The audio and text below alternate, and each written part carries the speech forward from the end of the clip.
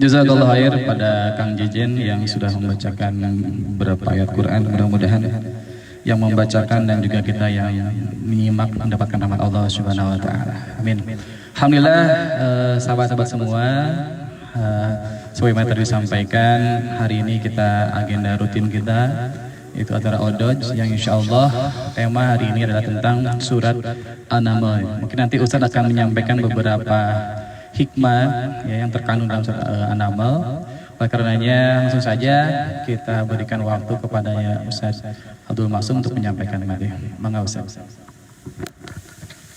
Bismillahirrahmanirrahim. Assalamualaikum warahmatullahi wabarakatuh. Waalaikumsalam warahmatullahi wabarakatuh. Alhamdulillahi haqqu hamdih wa astaziduhu min fadlihi wa karamih. Ashhadu an la ilaha illallah wahdahu la syarika lah. Al-Malikul Haqqul Mubin wa ashhadu anna sayyidana Muhammadan abduhu wa rasuluhu shadiqul wa'dil amin. Allahumma salli wa sallim wa barik ala habibina al-kiram sayyidina Muhammadin wa ala alihi wa ashabihi wa man saru ala nahjihi ila yaumiddin, amma ba'du. Ikhwati fillah rahimakumullah, dalam kesempatan siang ini kita akan membahas kajian tafsir surat An-Naml. Surat An-Naml ini adalah surat dalam urutan Mushaf Utsmani ke-37 dan jumlah ayatnya ada 93. Ke-27 maaf.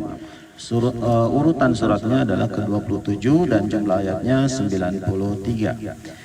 Tafsir yang dijadikan referensi atau rujukan oleh saya adalah tafsir Al-Baydawi, yaitu tafsir klasik karya ulama Mesir pada abad 8 Hijriah. Beliau bernama Al-Qadhi Nasiruddin Abi Sa'id Abdullah bin Umar bin Muhammad Asy-Syirazi Al-Baydawi, atau abad 12 Masehi. Pada saat itu umat Islam sedang mengalami perpecahan. Saat itu kondisi umat Islam tidak kompak, tapi di dalam kondisi seperti itu muncul banyak ulama-ulama, di antaranya adalah Al-Imam Al-Baydawi ini sendiri. Di dalam surat An-Naml banyak sekali tema yang dibahas di sana. Saya bacakan. Tema pertama adalah kisah Sulaiman beserta Ratu Bilqis. Kemudian ada kisah Nabi Soleh dan kaumnya, yaitu kaum Tsamud. Kemudian kisah Nabi Lut beserta kaumnya. Kemudian ada poin-poin atau ayat yang menjelaskan tentang akidah, meneguhkan tauhid, ya, karena memang surat An-Naml ini diturunkan oleh Allah melalui Jibril sebelum Nabi hijrah. Semua ayat atau surat yang turun sebelum hijrah itu disebut dengan Makkiyah. Jadi surat An-Naml ini adalah surat Makkiyah. Kemudian juga ada fungsi Al-Quran. Di dalam surat An-Naml ada disebutkan fungsi Al-Quran. Banyak ayat-ayatnya ya, dari awal, tengah sampai akhir. Kemudian juga ada fenomena kehidupan yang mana menjurus kepada hari kiamat. Jadi fenomena kehidupan yang disentuh oleh ayat-ayat dalam surat An-Naml itu mengingatkan kita, ya, agar kita berpikir bahwa hidup kita ini sementara, tidak hanya di dunia, tapi kita akan melanjutkan kehidupan nyata yang abadi, kehidupan yang hakiki, yaitu kehidupan di alam akhirat. Kemudian juga di ayat-ayat terakhir dalam surat An-Naml ini menjelaskan tentang untuk apa Nabi memerintahkan, atau apa sih perintah Nabi kepada umatnya. Itu ada di ayat-ayat terakhir. Kemudian sebelum kita bahas lebih dalam, apa sih keutamaan atau fadlu suratin Namli? Keutamaan surat An-Naml itu apa? Keutamaan surat An-Naml dijelaskan di dalam tafsir Al-Baydawi. Saya bacakan. Anin Nabi sallallahu alaihi wasallam, ini sebuah riwayat hadis. Man qara'a surat Tasin, barang siapa yang membaca surat Tasin, artinya surat An-Naml, kana lahu minal ajri, dia akan memperoleh pahala asyru hasanatin, 10 kebaikan, bi'adadin min man saddaqa Sulaimana wa kazzaba bihi wa hudan wa salihan wa Ibrahim wa Syuaiba alaihi wassalam. 10 kebaikan ini dikali dengan jumlah orang yang percaya beriman kepada Nabi Sulaiman, Nabi Hud, Nabi Shalih dan Ibrahim. Betapa banyak umat nabi-nabi yang barusan disebutkan yang beriman kepada mereka. Dan wa kazzaba bihi, berapa jumlah orang yang abai terhadap dakwah Nabi yang tadi disebut, dan orang yang tidak peduli, tidak percaya terhadap dakwahnya Nabi yang tadi disebut. Itu banyak sekali. Jadi dikali saja jumlah mereka, baik yang beriman maupun yang kufur, dengan 10 kebaikan. Nah, ini adalah fadilah atau keutamaan dari surat An-Naml. Kalau dibaca sepenuhnya satu surat, dan tentu ada pahala tambahan ketika kita mentadabburinya lebih jauh. Karena Al-Quran mengatakan, afala yatadabbaruna al-Quran am ala qulubihim aqfaluha. Kita dituntut untuk tidak sekedar tilawah, tapi kita dituntut apa? Tadi dibilang afala yatadabbaruna al-Quran am ala qulubihim aqfaluha. Ciri dari hati yang terbuka adalah mentadabburi Al-Quran. Jadi ketika seseorang tidak mau mentadabburi Al-Quran, itu indikasi bahwa hatinya tertutup, indikasi bahwa hatinya tidak terbuka, tidak mau menerima nasihat. Maka tadabbur Al-Quran ini penting, tidak hanya sekedar tilawah saja, tapi lebih jauh, minimal tadabbur, atau lebih jauhnya adalah mengkaji tafsirnya. Di dalam ayat pertama surat An-Naml ini disebutkan Tasin. A'udzubillahi minasyaitonirrajim. Tasin. Tasin ini adalah ayat muqatta'ah, ya, atau ayat yang mutasyabihat. Tidak bisa kita takwil, tidak bisa kita selami. Apa sih makna Tasin, huruf to dan sin? Meskipun ada sejumlah mufassir mencoba memaknai Tasin itu apa. Ada yang memaknainya Tasin itu adalah gabungan antara Toha dan Yasin. Yang mana Toha itu adalah nama panggilan, nama sebutan untuk Nabi Muhammad. Begitupun dengan Yasin. Kita sering mendengar salawat badriyah, salatullah salamullah ala Toha Rasulillah. Kemudian yang selanjutnya ala Yasin Habibillah. Jadi Toha dan Yasin adalah nama panggilan, nama sebutan untuk baginda Nabi Muhammad SAW. Nah, Tasin ini adalah gabungan dari dua panggilan tersebut, yaitu Toha dan Yasin. Tilka ayatul Qur'ani wa kitabim mubin. Kita akan tafsirkan terlebih dahulu 5 ayat pertama. Nanti kita akan ambil kisah atau ayat-ayat yang dapat menjadi inspirasi bagi kita.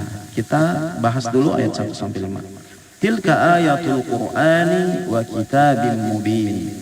Itulah tanda-tanda ayat-ayat Al-Quran dan kitab yang nyata, yang mubin. Jadi Al-Quran itu merupakan suci, ya. Al-Quran itu merupakan kitab yang nyata, bukan kitab yang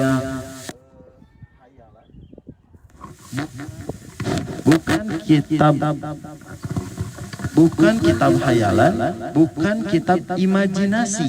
Jadi Al-Quran adalah kitabun mubin, betul-betul buku, betul sebuah sumber bacaan. Ya, itu namanya kitab, ya, atau buku mubin yang menjadi nyata sebagai penjelas, menjelaskan segala sesuatu misteri yang belum terungkap oleh manusia, baik di kehidupan dunia maupun kehidupan nanti di akhirat. Jadi fungsi lain dari Al-Quran adalah sebagai mubin, ya, penjelas. Al-Quran menjelaskan segala sesuatu tentang kehidupan ini baik di dunia maupun di akhirat. Al-Quran menjelaskan konsep kehidupan, konsep dunia, konsep akhirat. Al-Quran juga menjelaskan ilmu pengetahuan. Di dalam Al-Quran terdapat sejarah, terdapat ilmu fikih, terdapat ilmu tauhid dan sebagainya. Al-Quran menjelaskan. Maka Al-Quran dinamai, ya, nama lainnya banyak dari Al-Quran itu ada diantaranya adalah Al-Mubin. Ada Al-Kitab, ada Al-Mubin, ada At-Tanzil, ada An-Nur, ada Al-Furqan dan sebagainya. Nah kemudian dilanjutkan dengan ayat keduanya, Hudan. Nah ini fungsi dari Al-Quran itu adalah sebagai petunjuk, Hudan. Wa Bushra, juga sebagai kabar gembira. Bushra, Al-Quran akan mengabarkan kegembiraan kepada lil mu'minin, kepada kaum yang beriman. Kabar gembira apa? Kabar berupa pahala yang akan diraih dari orang mukmin, yaitu mendapatkan ridha Allah. Kalau Allah sudah ridha, maka Allah akan memasukkan kita ke dalam surganya. Alladzina yuqimuna as-salata wa yu'tuna az-zakata wa hum bil akhirati hum yuqinun. Ayat ketiga ini menjelaskan mukminin itu siapa. Di ayat 3 dijelaskan mukminin itu adalah alladzina yuqimuna as-salat, orang yang mendirikan salat. Nah itu ciri, ya, seorang mukmin itu dikatakan beriman itu apa indikasinya? Yaitu yuqimunas sholat. Tidak disebut beriman kalau tidak mendirikan sholat, karena sholat menjadi pembeda antara mukmin dan kafir. Wa yu'tunaz zakat, juga mengeluarkan zakat, memberikan zakat, ya.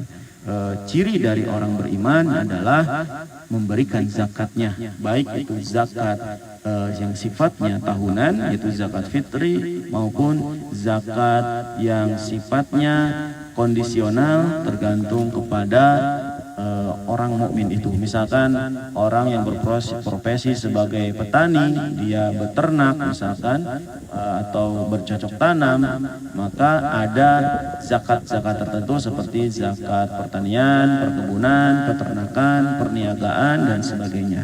Nah, jika tidak mengeluarkan zakat, maka itu bisa tidak dibilang mukmin.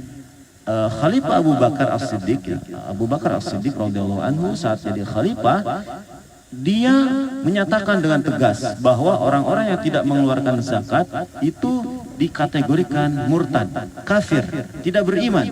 Maka terjadilah perang antara kaum muslimin dengan kaum kafir yang saat itu dipimpin oleh Musailimah Al-Kadzab, dan perang yang terjadi sebutannya adalah Harbur Riddah, perang memerangi orang-orang yang murtad, atau disebut dengan Harbu Yamamah, perang Yamamah. Nah ini pentingnya mengeluarkan zakat sebagai indikasi seorang itu beriman.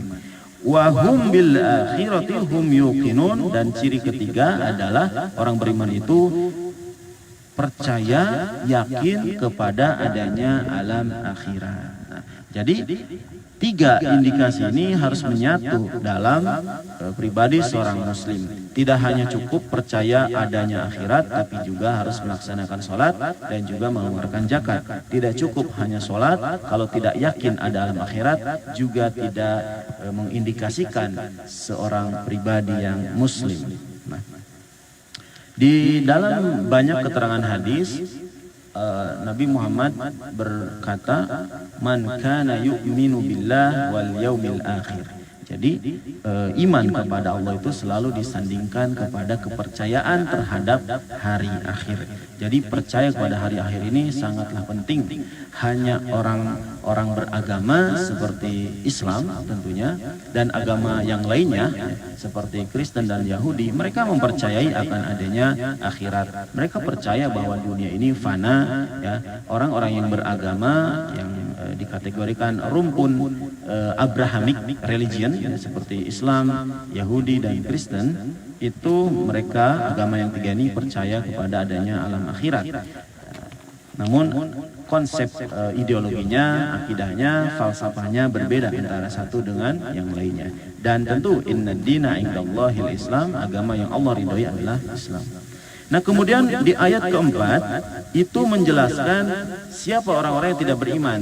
Tadi Allah telah menjelaskan melalui ayat 3 indikasi orang yang beriman. Nah di ayat keempat indikasi atau ciri orang yang tidak beriman itu seperti apa?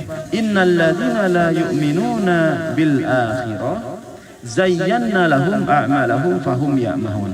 Orang yang tidak beriman kepada akhirat, nah ini ciri dari orang yang tidak mengimani akhirat. Zayyana lahum a'maluhum fahum ya'mahun. Kami jadikan amalan perbuatannya itu terasa indah, padahal itu adalah amalan yang sayyi'ah. Nah, jadi amalan yang buruk itu terasa indah ketika melaksanakannya. Ciri kalau seseorang, jika ada orang mengamalkan amal yang buruk tapi merasa nyaman saja, bahkan merasa indah, maka itu ciri orang ini tidak percaya, tidak beriman kepada hari akhir. Ya. Fahum ya'mahun, maka karena mereka merasa nyaman dengan perbuatan buruk, perbuatan dosa, perbuatan maksiat, hum ya'mahun. Dosa mereka bergelimang, berlimpah, bertumpuk karena mereka merasa nyaman. Ya. Padahal itu adalah kesesatan. Ulaikal ladzina lahum su'ul azab. Mereka itulah orang-orang yang mendapatkan su'ul azab, siksa yang sangat buruk. Wa hum fil akhirati humul akhsarun. Dan mereka adalah orang-orang yang merugi nanti kelak di akhirat. Nah, itu penjelasan dari surat An-Naml ayat 1 sampai 5. Nah, kita akan loncat kepada pembahasan yang mungkin kita bilang inspiratif gitu ya. Ada kisah-kisah yang membuat kita menjadi semangat dalam beribadah, dalam mengerjakan amal solih. Karena terlalu banyak kisah yang tadi sudah saya sebutkan di dalam surat An-Naml ini. Ada kisah Nabi Lut, ya, ada kisah Nabi Musa, ada kisah Nabi Soleh dan kaumnya. Nah, maka ayat 1 sampai 5 tadi menjadi pendahuluan, menjadi prolog. Ya. Pertama Allah ingin memberitahukan terlebih dahulu siapakah orang beriman, indikasinya apa, kemudian siapakah orang yang tidak beriman. Nah nanti di ayat selanjutnya kisah Nabi Sulaiman, kisah Nabi Lut dan kaumnya, kisah Nabi Soleh, kisah Nabi Musa. Ini kita akan bisa mengambil siapakah yang beriman ya, di dalam sejarah Nabi Musa, Nabi Soleh, dan siapakah orang yang membangkang tidak beriman.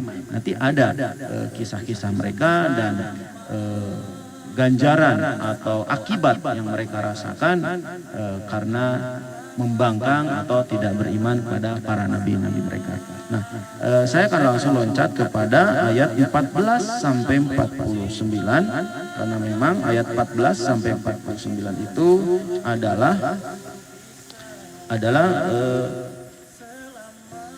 ayat, kumpulan ayat yang menceritakan tentang kisah Sulaiman beserta Ratu Bilqis, jin, hewan, semut, dan alur-alur cerita yang terjadi pada saat itu.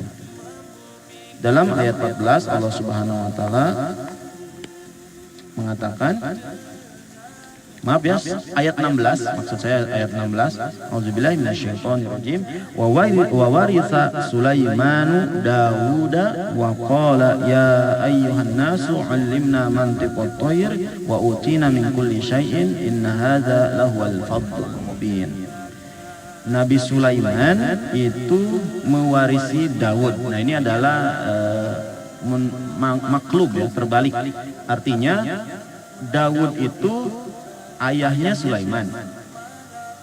Kenabian itu tidak diwariskan. Yang dimaksud diwariskan di sini adalah kerajaan. Jadi Nabi Daud raja mewariskan kerajaan, mewariskan jabatan rajanya kepada Sulaiman, bukan mewariskan jabatan nabi, karena jabatan nabi tidak diwariskan, melainkan Allah yang memilihnya. Itu hak prerogatif Allah yang menentukan siapa nabinya dan di mana lahirnya. Nah, Sulaiman adalah putra Nabi Daud. Sulaiman menjadi nabi itu bukan karena warisan, tapi karena Allah pengen kerajaan Daud itu dilanjutkan oleh putranya, dan putranya Allah angkat sebagai nabi, yaitu Nabi Sulaiman. Kita lanjutkan. Wa warisa Sulaiman Dauda wa qala ya ayyuhan nasu. Nah, ini ketika Sulaiman menjadi raja, suatu kesempatan berpidato kepada orang-orang, ya ayyuhan nasu ulimna mantiqat thair, bahwasanya kami ulimna ini bentuk pasif, artinya kami diajari. Nah, berarti kalau kami diajari, siapakah pengajarnya? Siapakah guru pembimbing Nabi Sulaiman? Jawabannya adalah Allah Subhanahu wa taala. Allah mewahyukan, Allah memberikan ilmu kepada Nabi Sulaiman dan nabi-nabi yang lainnya, termasuk nabi kita yaitu Muhammad SAW. Allah langsung yang membimbingnya melalui malaikat Jibril. Boleh dibilang malaikat Jibril itu dosennya, dosen para nabi ya, atau mentornya para nabi. Ulimna mantiqat thair, kami diajarkan bahasa burung. Mantik ya, secara bahasanya mantik itu bisa diartikan logika, karena burung itu suara yang dihasilkan dari mulut burung itu kan terbatas ya. Nah, maka bahasa yang dipahami oleh Sulaiman dari burung itu adalah bahasa logikanya. Jadi bahasa gerak tubuh ya, bahasa tubuhnya, misalkan gerak mata, gerak sayap, gerak kaki, kemudian paruhnya. Nah, itu yang dipahami oleh Sulaiman, dan Sulaiman paham bahasanya burung, baik cuitannya maupun bahasa tubuhnya. Nah, itu dipahami. Kalau jadi seringkali Nabi Sulaiman itu berdialog dengan hewan-hewan, bukan hanya burung tapi semua hewan. Karena tadi oleh Ustaz JJ dibacakan bahwasanya Nabi Sulaiman pernah berdoa ya, dalam surat Shad, qala rabbighfirli wa habli mulkan la yanbaghi li ahadin min ba'di. Jadi Nabi Sulaiman berdoa kepada Allah, ya Allah ampuni aku. Nah, ini penting. Sekali bernabi saja itu minta ampun. Rabbighfirli. Nah, ternyata bukan hanya Nabi Sulaiman yang memohon ampun, tapi semua nabi itu adalah memohon ampun. Nabi Adam itu memohon ampun ya, ketika dihempaskan dari surga ke dunia, ke bumi. Nabi Adam berdoa, Rabbana zolamna anfusana wa illam taghfir lana wa tarhamna lanakunanna minal khasirin. Jadi semua nabi meskipun sudah terjamin hamba kesayangan Allah, pilihan Allah, utusan Allah, tapi ternyata betapa tawaduknya mereka, betapa rendah hatinya, merasa bersalah, merasa berdosa, sehingga mereka berdoa, ampunilah aku, ampunilah kami. Nah, begitupun dengan baginda Nabi Muhammad SAW, yang mana kerajaan yang dipinta oleh Sulaiman itu adalah sebuah kerajaan dan kekuasaan yang tidak ada saingannya sebelum dan sesudahnya. Sampai saat ini belum ada orang ataupun nabi yang kekuasaannya itu melebihi kekuasaan Nabi Sulaiman. Karena Nabi Sulaiman selain menguasai dunia dan penghuninya yaitu manusia, juga Nabi Sulaiman menguasai, dapat memerintah makhluk gaib seperti jin. Jadi jin menjadi anak buah atau pasukan tentara masyarakat kerajaan Sulaiman di Palestina. Jadi bukan hanya berkuasa di dunia atas manusia, tapi juga atas dunia jin dan juga dunia hewan. Nah, ini yang tidak pernah ada raja yang seperti Sulaiman. Kalau raja yang berkolaborasi dengan jin itu ada. Fir'aun itu dia kolab ya, bekerja sama dengan iblis, dengan jin dan sebagainya. Kemudian Sulaiman bukan hanya dengan jin tapi dengan hewan. Nah, selama ini belum ada nabi ya, tidak ada nabi yang dapat menguasai atau memerintah kepada hewan, tapi Sulaiman mampu karena doanya mulkan la yanbaghi li ahadin min ba'di. Luar biasa ya Ustaz ya, berarti ya. Ya. Mintanya nggak tanggung-tanggung gitu minta doanya buat Masya Allah. Nah ini pertanda bahwa kalau kita berdoa jangan tanggung-tanggung. Harus langsung levelnya tuh level grade-nya tuh grade A. Kalau misalkan angka 1 sampai 10, ya 10 itu adalah terbaik, kita berdoa tuh langsung minta 10. Jangan minta 5, 7. Nggak apa-apa, saya mah pengen 5 aja. Enggak, langsung 10 gitu ya. Langsung grade E-nya, grade A-nya gitu. Jadi jangan grade B. Atau yang ori-nya, jangan yang KW-nya. Kita langsung minta yang terbaik ya. Ya, jadi ini pelajaran doa, kalau kita berdoa jangan tanggung-tanggung ya, minta langsung yang terbaik. Dan ada adabnya tadi ya. Diawali dengan apa? Istighfar tadi ya. Memohon ampun. Tradisi para rasul, para nabi ya. Sebelum kita memohon meminta yang kita mau, alangkah baiknya kita beristighfar ya. Maka kita ya mentradisikan sebelum berdoa, mari kita istighfar 3 kali. Itu mengamalkan tradisi para nabi sebelum memohon, meminta, berdoa diawali dengan istighfar. Gitu. Nah, saya mau cerita Nabi Muhammad SAW. Pernah suatu hari bersama Jibril sedang duduk ya, sedang berbincang, sedang mewahyukan Al-Quran, kemudian sedang mengedukasi Nabi gitu, Jibril itu dengan bentuk manusia. Nah, jadi Jibril itu sering menjelma menjadi sosok sahabat bernama Dihyah Al-Kalbi. Nah, pada suatu ketika ya, datang lagi seseorang yang mana Jibril merasa takut, merasa gemetar melihat orang yang datang tersebut. Belum diceritakan siapakah orang tersebut, dan orang ini langsung menghampiri Nabi Muhammad dan bertanya, "Uhayyiruka baina an takuna nabiyyan abda am nabiyyan malika." Kata orang tersebut, "Aku minta kamu memilih 2 pilihan. Kamu mau jadi nabi hamba atau nabi raja?" Jibril berisyarat, "Nabiyyan abda." Maka Nabi Muhammad menjawab kepada orang yang nanya tadi, yang ujuk-ujuk datang dan bertanya. Nabi menjawab, "Nabiyyan abda, aku hanya ingin jadi nabi dan hamba biasa saja."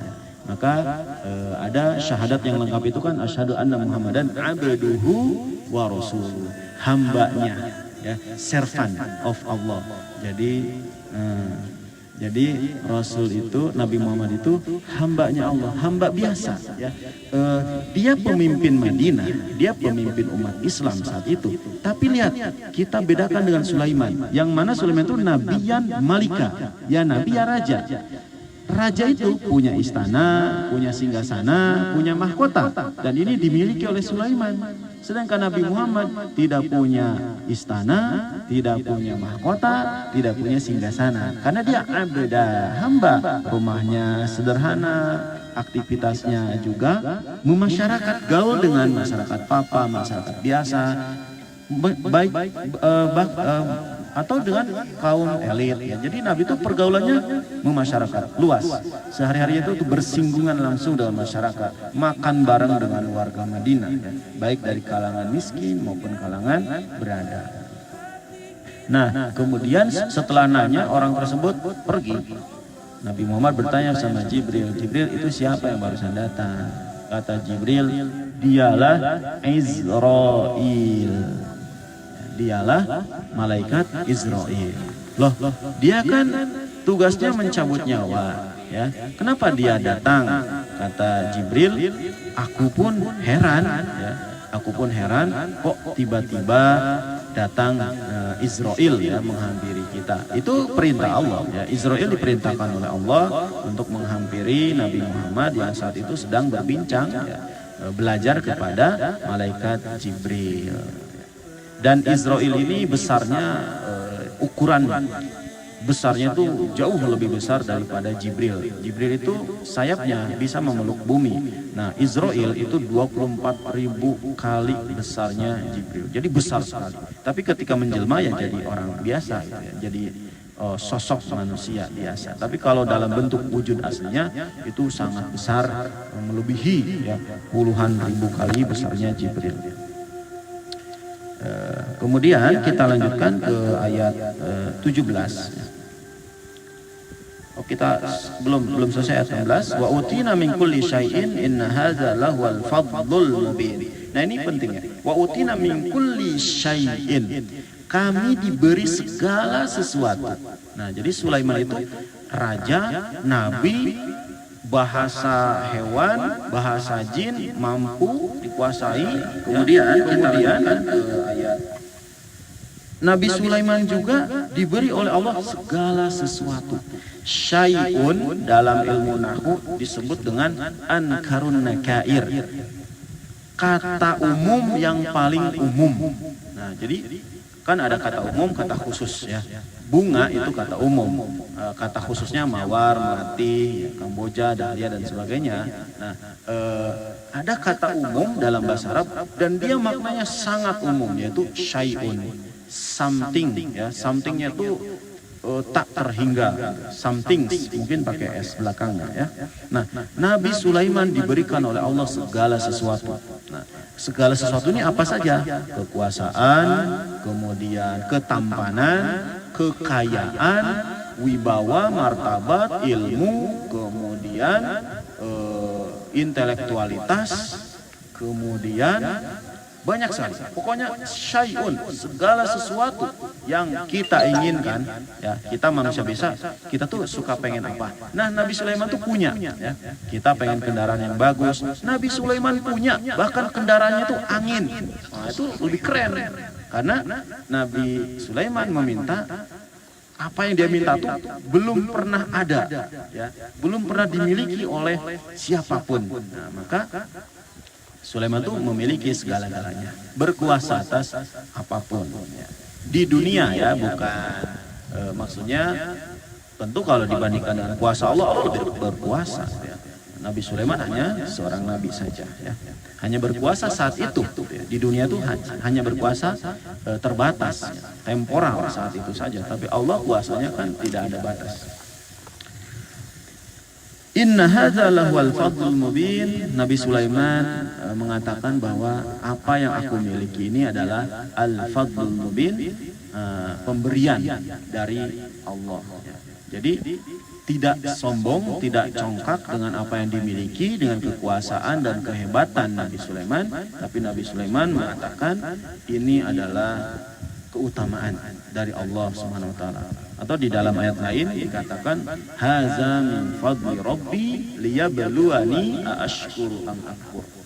Ini adalah fadlun, ya, keutamaan dari Allah, yang mana fadlun ini dianggap oleh Nabi Sulaiman sebagai cobaan. Apakah aku ini bersyukur atau kufur? Insyaallah, ya. Jadi begitu hebatnya, ya, begitu rendah hati seorang raja, punya kekuasaan tapi masih punya rasa kewaspadaan bahwa ini adalah ujian dari Allah, gitu. Tidak berbangga diri, tidak merasa hebat, malah ini tetap hati-hati, ya, karena ini adalah ujian. Apakah beliau akan bersyukur atau menjadi orang yang kufur? Jadi setelah beristighfar, kemudian punya permintaan, setelah permintaannya dikabulkan, diterima dengan rendah hati, bahkan dianggap ini ujian.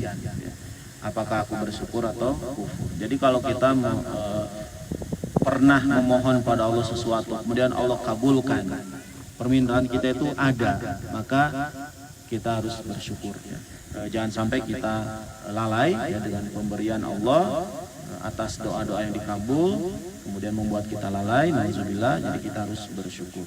Nah, termasuk dalam hal ini adalah bersyukur atas segala nikmat, bersyukur atas segala ilmu. Nah, dalam surat Ibrahim, ya, la in syakartum la zidannakum wa la in kafartum inna azabi lasyadid. Nah, barang siapa yang bersyukur, Allah akan tambah nikmatnya. Nah, bersyukur itu bukan untuk adanya harta, adanya kenikmatan duniawi, tidak. Tapi juga bersyukur dapat diaplikasikan ketika kita menambah ilmu, menambah hafalan. Maka ada haflah, ya, tahfizil Quran. Kalau misalkan kita sudah hatam hafalannya 30 juz, kita adakan syukuran. Nah, itu dalam rangka menambah nikmat. Jadi adanya ilmu, adanya pengetahuan dalam diri kita itu patut disyukuri. Nah, Nabi Sulaiman itu mensyukuri segala apa yang diberikan. Tadi kan syai'un, segala sesuatu yang diberikan dari harta, tahta, jabatan, ilmu, ya, kekuasaan, segala macamnya itu disyukuri. Ya. Jadi bersyukur itu bukan karena kita dapat uang, dapat hadiah, dapat rezeki, ya, tidak. Tapi bersyukur itu lebih luas. Ya. Kita dapat apapun yang membuat kita bahagia, membuat kita ada progres, ya, itu patut kita syukuri.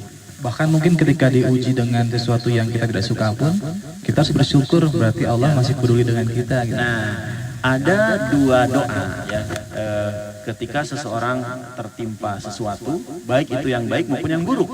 Kalau menerima yang baik, Nabi mengajarkan doa, Alhamdulillahillazi bi ni'matihi tatimmus shalihat.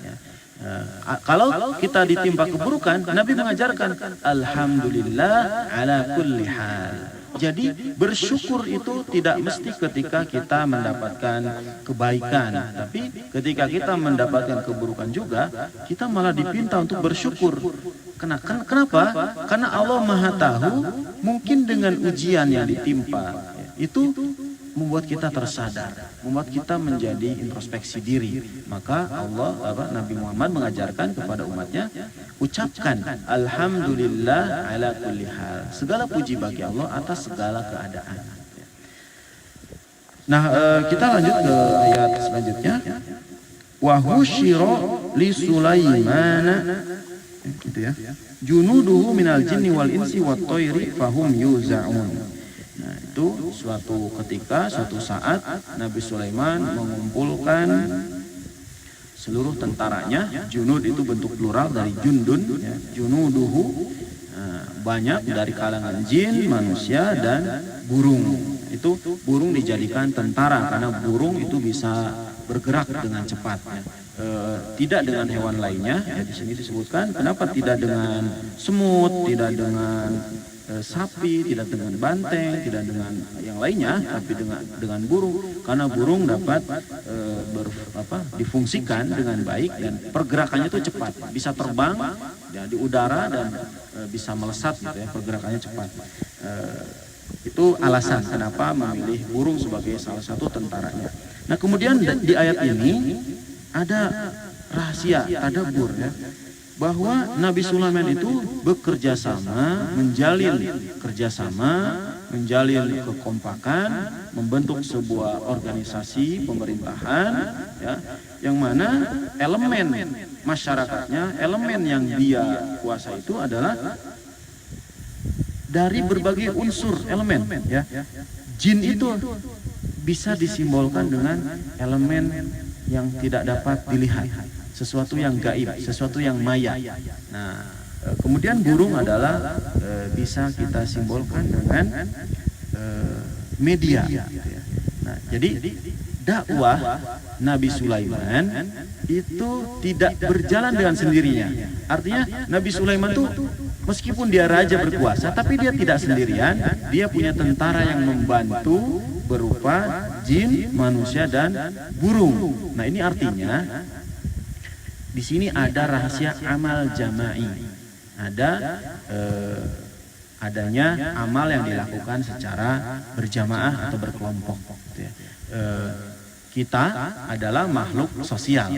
Kita meskipun di suatu kesempatan sebagai makhluk individu, ya, karena kita melakukan aktivitas sendiri, tapi juga kita memerlukan orang lain. Ya. Maka kita disebut dengan makhluk sosial.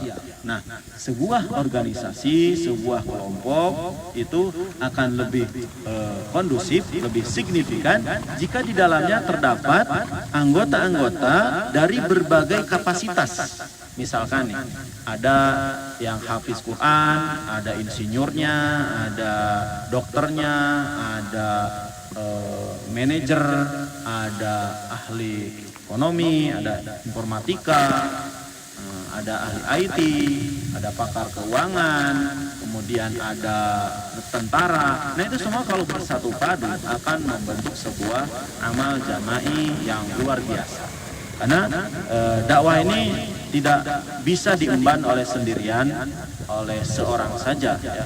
Misalkan seorang ustadz saja itu tidak bisa. Dakwah itu adalah pekerjaan nasional atau pekerjaan bersama, pekerjaan sosial, bukan hanya pekerjaan ustadz saja ya. Jadi amar ma'ruf nahi munkar itu bukan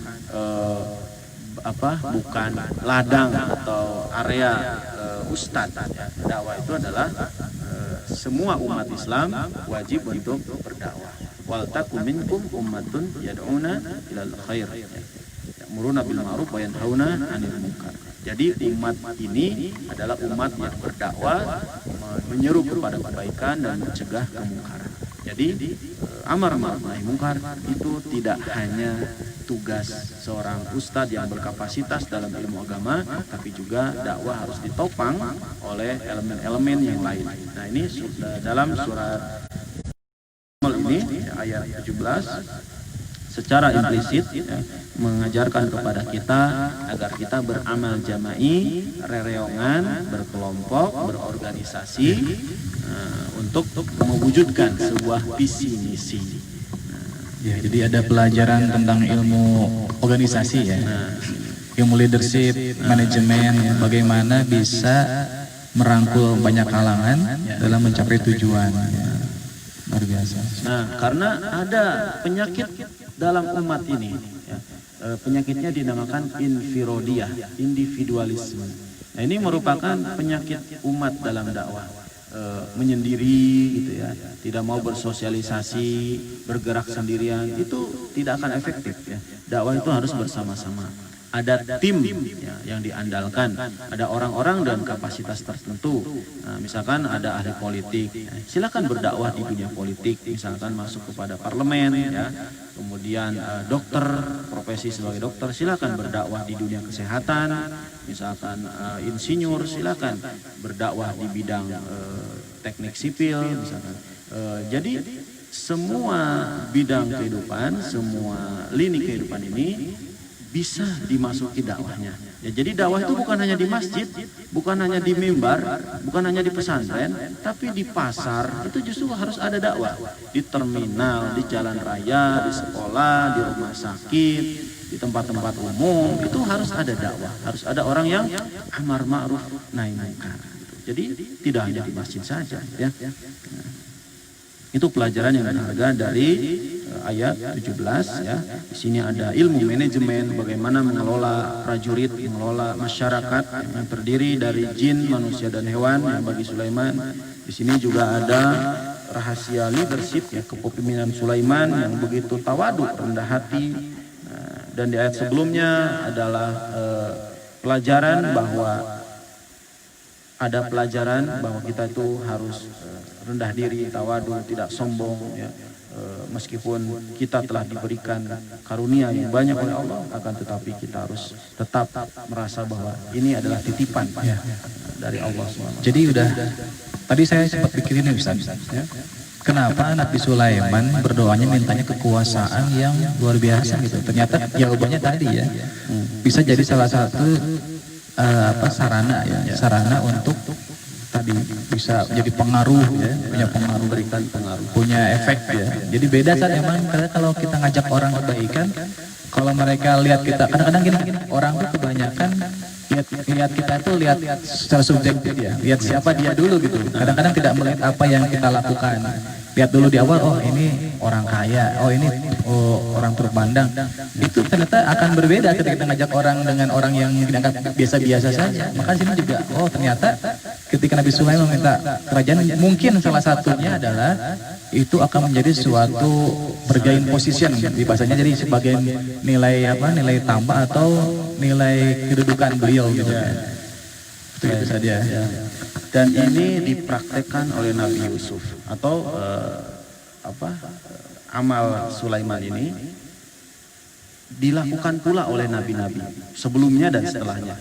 Nabi Yusuf itu ketika mau amar ma'ruf ya, kepada masyarakat Mesir, Ketika dia posisinya sebagai budak, sebagai tawanan, dia tidak bisa bergerak, dia tidak bisa optimal dalam amar ma'ruf. Tapi ketika dia sudah berposisi sebagai perdana menteri, sebagai wazir, maka dia bisa mengubah Mesir yang tadinya negara korup, negara riba, ya, ada rentenir di sana, oleh Nabi Yusuf disulap, dimanage sedemikian rupa karena posisi dia sudah naik, yang tadinya budak sekarang menjadi pejabat.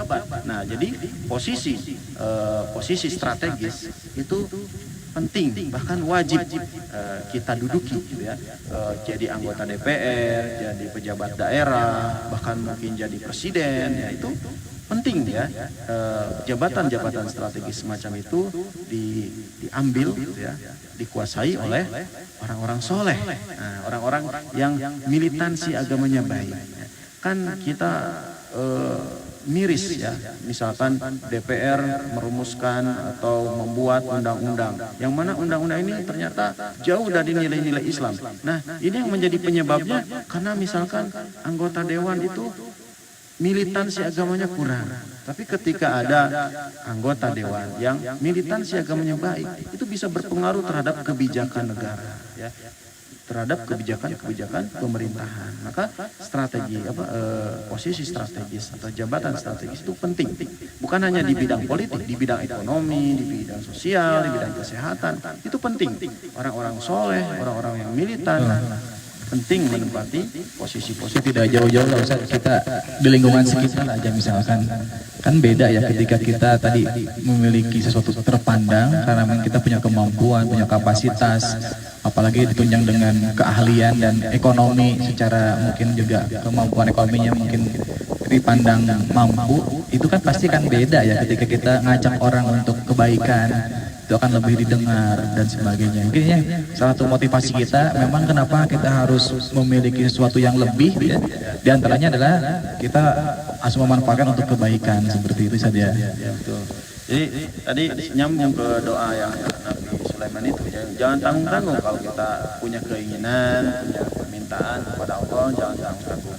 Kita pengen jadi presiden misalkan, ya mungkin kalaupun tidak Allah takdirkan jadi presiden, mungkin turun levelnya jadi bupati misalkan, gitu ya. Jadi RT, jadi kepala rumah tangga, gitu ya. Nah, itu pentingnya kita memohon kepada Allah agar kita memiliki posisi strategis agar dapat berdakwah dengan mudah. Tapi Ustaz, kayaknya karena waktu juga kita sambung sambil diskusi aja saja ya. Ini barangkali ini teman-teman semua yang masih hadir, Kang Jejen, mohon dibantu. Barangkali ada yang mau bertanya nih. Ini sudah mulai sangat menarik kajiannya. Dari mulai tadi awal dibareng dengan keimanan ya, dengan tanda-tanda orang beriman, mulai dari tadi tentang berzakat, sholat ya, percaya akhirat, kemudian ditarik ke dalam ranah tentang kehidupan ya, terutama tadi ilmu manajemen, ilmu leadership, bahkan sampai ilmu-ilmu lain banyak nih tentang kisah. Nanti ketika Nabi Sulaiman mungkin belum sampai ke Ratu Balkis ya, sampai memindahkan singgasana, luar biasa hikmah-hikmahnya. Bahkan teman saya pun ini sampai bikin buku ya. Jadi kisah Nabi Sulaiman ini dibuat satu buku dan diterapkan dalam ilmu bisnis, ilmu marketing, ilmu dagang, seperti itu. Jadi ada dua, beliau teh bikin buku, ada ilmu manajemen leadership sama ilmu tentang bisnis. Ini diambil dari kisah Nabi Sulaiman ini. Gitu. Masya Allah. Maka kalau ada yang kita lihat, ada yang bertanya, ada nih yang bertanya nih Ustaz. Kita bacakan Ustaz ya. Pertanyaannya nih Ustaz, Bismillahirrahmanirrahim, dari Kang Andi. Ana ingin bertanya terkait berdoa Ustaz. Waktu untuk berdoa yang paling mustajab itu di waktu seperti apa? Ya, terkait dengan bab doa. Nah, jadi waktunya seperti apa sih yang mustajab untuk berdoa? Doa itu ada dua kategori ijabah. Pertama, ijabah dari sisi waktu. Kedua, ijabah dari sisi tempat. Nah, kita bahas tempat dulu. Tempat yang terbaik untuk berdoa yaitu di depan Ka'bah atau di Masjidil Haram, kemudian di Hijr Ismail, kemudian di Maqam Ibrahim. Nah, itu adalah tempat yang baik, yang bagus, karena memang ada keterangannya ditunjang dengan dalil hadis. Siapa yang berdoa di tempat-tempat yang tadi disebutkan, maka itu adalah tempat yang baik ya, untuk berdoa. Kemudian Masjid Nabawi, kemudian dekat Hajar Aswad, jadi Ka'bah itu adalah tempat-tempat atau makom ijabah. Untuk tempat hanya ada di sana, tidak ada di Indonesia ya. Untuk tempat khusus itu di Mekkah Al-Mukarramah dan Madinah Al-Munawwarah. Tapi kita bicara yang kedua, ijabah secara waktu. Untuk waktu yang baik, yang tepat, yang pas agar Allah dapat mendengar doa-doa kita, diperhatikan dengan baik. Sebetulnya setiap waktu itu baik, tidak ada waktu yang buruk. Akan tetapi ada waktu tertentu yang mana kita kalau berdoa itu bisa fokus, bisa khusyuk. Nah, waktu-waktu tersebut adalah yang pertama sepertiga malam terakhir. Dan kita dianjurkan di sana untuk qiyamul lail, untuk melaksanakan sholat tahajud. Wa minal laili fatahajjad bihi nafilatan lak. Nah, di sepertiga malam terakhir kita dianjurkan untuk melaksanakan sholat tahajud. Di sanalah waktu ijabah, waktu ya bukan tempat, waktu yang baik untuk dijabahnya doa. Di mana saat itu malaikat pada turun dan langsung memperhatikan orang yang berdoa, yang sholat tahajud di malam itu. Itu pertama. Yang kedua, waktu yang baik untuk ijabah doa yaitu ketika sujud terakhir. Nah, ketika kita sujud terakhir, maka kita boleh tambahkan sebelum kita mengangkat badan ya. Jadi pada sujud terakhir, di sanalah waktu untuk ijabah doa. Setelah subhana rabbiyal a'la 3 kali atau wa bihamdihi tambahannya. Nah, itu sebelum kita beranjak ya, dari sujud, tambahkanlah doa sebanyak mungkin. Tapi jangan dilakukan ketika kita memimpin sholat. Misalkan kita menjadi sholat imam, kemudian sujud terakhirnya lama. Nah, itu untuk sholat berjamaah upayakan yang simpel-simpel saja, gitu ya. Karena khawatir ada orang tua yang tidak kuat sujudnya. Apalagi kalau sholat subuh, kalau sujudnya kelamaan, imamnya kasihan yang makmum gitu. Bisa-bisa nggak bangkit, dikirain innalillahi, ternyata tidur gitu ya. Nah, itu waktu sujud adalah waktu yang terbaik untuk didengarkan doa kita oleh Allah SWT. Nanti dicatat oleh malaikat. Nah, kalau untuk sendiri sujud silakan ya. Kita berlama-lama dalam sujud terakhir. Atau kalau mau berjamaah, kita seorang imam meminta keridhaan dulu. Kita akan sujud panjang di sujud terakhir. Kita akan berdoa, misalkan ada doa-doa khusus atau tertentu yang mau disampaikan, misalkan di dalam sujud. Dan itu bebas. Setiap makmum bebas berdoa, silakan masing-masing dengan keinginan redaksi masing-masing. Nah, kemudian yang ketiga, waktu ijabah itu adalah bainal khutbatain, di antara 2 khutbah. Nah, ketika khutbah Jumat si khatib istirahat untuk selesai dari khutbah 1 mau khutbah 2. Nah, di sanalah kita angkat tangan atau cukup kita berdoa dalam hati ya.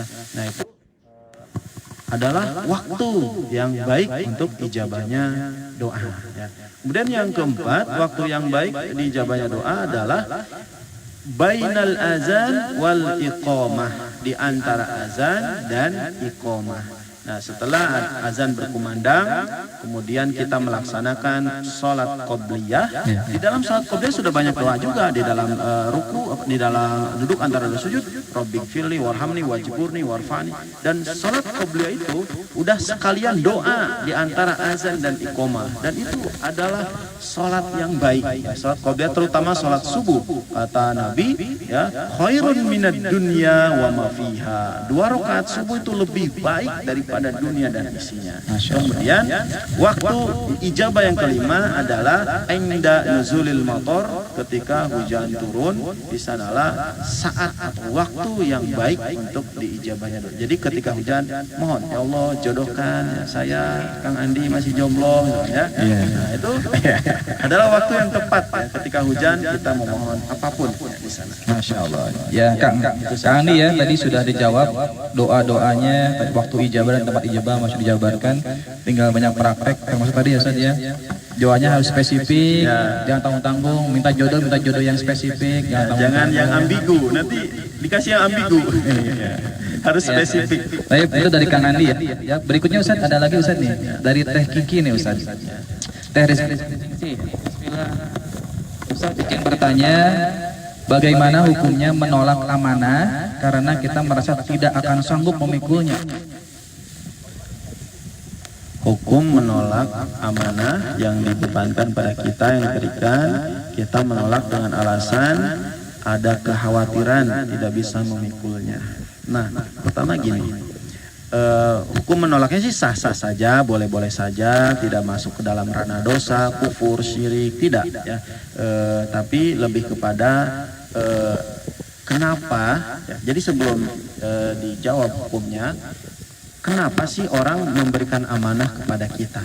Nah, ketika kita diamanahi oleh orang atau lembaga ya, yang mana kita merasa, oh saya belum sanggup nih kayaknya, saya nggak bisa nih pegang amanah ini. Ketika orang menunjuk kita, itu artinya orang percaya kita bisa menjalankannya. Orang lain tuh menilai, si A ini pasti bisa nih jadi PJ apa, jadi posisi apa. Nah, itu adalah kepercayaan. Maka kita terima saja. Ya. Kita terima. Tes. Nah, kita terima saja amanah itu. Adapun di perjalanan kita mengemban amanah itu, kita bisa sambil belajar ya. Jadi kalau kita merasa aduh nggak sanggup nih, pasti semua orang merasa nggak sanggup. Pasti semua orang ketika dibebankan amanah mau ngapain ya, bingung mau ngapain nih dengan amanah ini. Apalagi adalah amanahnya baru gitu ya, dunia baru. Umar bin Al-Khattab saja ketika diangkat secara secara rekomendasi oleh Abu Bakar, Umar itu sebetulnya jangan saya, Utsman saja, atau Abdurrahman bin Auf, atau Ali bin Abi Thalib. Jadi merasa tidak bisa mengemban amanah. Ya, tapi karena orang udah kamu aja jadi khalifah. Nah, mengemban amanah ketika sudah dipercayakan pada kita, artinya orang percaya, kita jalankan saja, ya. Adapun di perjalanan kita tidak sanggup, kita tinggal minta nasihat, tinggal minta bimbingan dari senior, dari orang yang menjabat amanah itu sebelumnya, ya. Nah, Umar bin Al-Khattab itu membentuk tim, ya, membentuk tim 6 orang yang mana ini akan mendampingi Umar, mempengaruhi kebijakan Umar. Jadi tidak sendirian. Maka Umar ketika khutbah atau pidato pertamanya, Umar mengatakan Inna lillahi wa inna ilaihi raji'un. Itu artinya musibah. Jabatan itu adalah musibah. Maka Umar mengatakan Inna lillahi wa inna ilaihi raji'un. Nah, jadi hukum menolaknya ya boleh-boleh saja. Kalau misalkan si pemberi amanah, ya udah nggak apa-apa kalau nolak misalkan. Mungkin dikasih ke orang lain. Ini saja memberikan istisyarah atau pertimbangan kenapa keberatan seperti itu saja. Ya, diantaranya. Kalaupun misalkan keberatan, sampaikan apa alasannya. Misalkan kalau alasannya memang tidak bisa dikompromi, alasannya memang masuk akal, logis, rasional, ya sudah cari orang lain untuk mengemban amanah tersebut. Baik Ustaz, satu lagi Ustaz nih, pertanyaan terakhir sepertinya, karena waktu juga, sebenarnya udah menarik Ustaz ya. Udah banyak pertanyaan juga, ini satu lagi aja Ustaz. Dari Kang Emput nih Ustaz, pertanyaannya, Assalamualaikum warahmatullahi wabarakatuh. Ketika seorang rakyat biasa ingin mendakwahi atau mengingatkan penguasa dengan kekeliruannya, harus bagaimanakah sebaik-baik cara yang dibenarkan menurut syariat? Gitu Ustaz. Cara mengingatkan ya. Sebagai rakyat sipil ya, bagaimana cara mengingatkan kepada penguasa atau pemimpinnya. Kalau di zaman kekhalifahan Islam itu rakyat sipil itu bisa langsung datang ke pemimpin dan memberikan instruksi, testimoni, pesan-pesan baik yang baik maupun yang buruk. Nah, itu bisa langsung. Dulu zaman kekhalifahan. Tapi sekarang kan sistem pemerintahan sudah berbeda ya, ada demokrasi, ada kerajaan. Nah, bagaimana cara kita menyampaikan pesan atau memberikan nasihat, mengingatkan pemimpin? Kalau kita bisa langsung, bagus. Mau didengar mau tidak kita sudah menyampaikan. Tapi kalau dengan cara langsung kita terjegal, ya, tidak bisa, maka kita cari sarana-sarana yang membuat pemimpin kita tuh dapat membaca atau mendengar nasihat atau diperingati oleh warganya. Itu bagaimana caranya? Misalkan dengan membentuk sebuah lembaga gitu ya, membentuk sebuah organisasi ya, pengawas misalkan korupsi ya, seperti KPK gitu ya. Atau misalkan kita di ranah sipil misalkan membuat organisasi kecil-kecilan, membuat grup media sosial yang misalkan kritik terhadap pemerintah, dan kritik terhadap pemerintah itu bukan berarti kita benci ya, tapi justru sayang, karena saking sayang kita kepada pemimpin, kita mengkritik sesuatu yang dipandang tidak baik ya, agar pemimpin tersebut tersadar bahwa dirinya keliru, bahwa dirinya itu salah, dan pertimbangkanlah pesan-pesan dari rakyat sipil itu. Itu kan kita sudah berupaya, ya, kita sudah berikhtiar ya, menasihati pemimpin. Tapi kalaupun sulit ya, keadaannya ya kita otomatis tadi jangan hanya sebagai rakyat sipil saja, harus pindah ke jabatan strategis ya. Misalkan kita menjadi, ya lebih bagusnya jadi menterinya pemerintah sekarang misalkan, menjadi DPR, menjadi pejabat daerah. Nah itu sebetulnya lebih signifikan ya, untuk memberikan pesan langsung bersinggungan dengan pemimpin gitu ya. Nah, tapi ketika posisinya rakyat sipil itu mungkin agak sulit ya. Agak sulit ya, bisa saja tapi mungkin agak sulit. Jadi intinya bisa dengan cara apapun ya, silakan digali sendiri, atau kita kalau kesulitan menasihati dari bawah, kita misalkan berupaya menjadi pejabat gitu ya. Karena ini urusannya politik ya pemimpin. Kita misalkan jadi penasehat presiden, tim ke rumah tahan presiden, seperti posisi Ali Mukhtar Ngabalin itu cocok ya. Kalau ngasih nasihat ke pemimpin itu pas sekali. Nah, posisi seperti itu, penasehat ke rumah tanggaan presiden, itu mungkin harus dimasuki oleh orang-orang yang care, peduli terhadap kepemimpinan negara. Wallahu a'lam bishawab. Ya baik Ustaz, Masya Allah tadi ya. Pertanyaannya sudah banyak sekali, ya bermacam-macam. Ya mudah-mudahan apa yang tadi disampaikan materi dari awal, ayat pertama, kemudian beberapa ayat pilihan tentang kisah Nabi Sulaiman, juga nabi-nabi yang lain tadi ada tambahan, menjadi inspirasi kita ya Ustaz pada siang ini, menjadi lebih bisa memaknai tentang bagaimana mempelajari siroh-siroh atau kisah-kisah para nabi, sehingga bisa mengaplikasikan dalam kehidupan sehari-hari. Terutama tadi Nabi Sulaiman ya, yang sebetulnya Masya Allah kalau digali lagi banyak sekali hikmahnya gitu kan, pelajaran-pelajaran. Belum nanti Nabi Muhammad juga yang luar biasa gitu kan. Jadi kepada teman-teman semua, alhamdulillah ini masih banyak yang nyimak kan, Masya Allah gitu ya. Jadi materi hari ini sepertinya memang nggak tuntas kalau hari ini gitu ya. Baru 3 ayat. Oh, 3 ayat. Yang Sulaiman itu baru 3 ayat. Kalau depannya sudah 5 ayat. Kayak nanti perlu disambung tempatnya di tempat lagi yang kayak asik juga saja tempatnya di sini sejuk gitu ya. Cuman Nabi Sulaiman aja belum tuntas, belum selesai ya, belum selesai sebetulnya. Masih panjang. Masih ya, tadi dengan Ratu Balkis yang belum dibahas ya, tentang bagaimana kehebatan memindahkan itu ya. Rahasia dunia semut juga belum dibahas. Ada rahasia dunia yang kisah ya, kisah semutnya. Masih banyak saya ternyata ya. Tapi gimana lagi Ustaz, karena waktu juga ya, karena kita dibatasi oleh waktu sudah hampir jam 11:30. Ya, setelah ini kita akhiri saja Ustaz untuk hari ini. Dan sebelumnya juga kita ucapkan jazakallahu khair pada Ustaz yang sudah hadir ke sini jauh-jauh Ustaz bareng kita.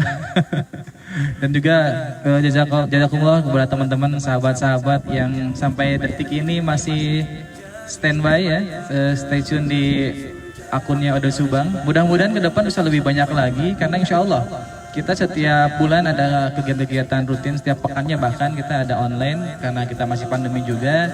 Jadi kita kajian-kajiannya dalam bentuk online. Tapi insya Allah tidak mengurangi semangat kita untuk terus thalabul ilmi, untuk terus meningkatkan sakopah kita biar lebih banyak ilmu, nanti juga bisa banyak mengamalkan, bisa menginspirasi banyak orang, juga bisa menjadi contoh teladan.